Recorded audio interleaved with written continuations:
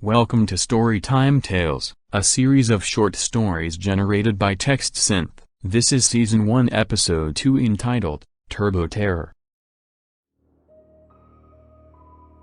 A boy named James is hiding under his bed. He is playing hide-and-seek with his grandmother. James hears sirens outside. He decides to get out from under his bed. He leaves his room and hears his grandmother talking to the police before arresting her. James, who is now outside, asks the police why they arrested his grandmother. The police respond and say that his grandmother had been keeping Turbo the snail hostage in the attic. The police take the grandmother away while James goes upstairs into the attic. In the attic, he finds Turbo, who is angry because James did not let him out.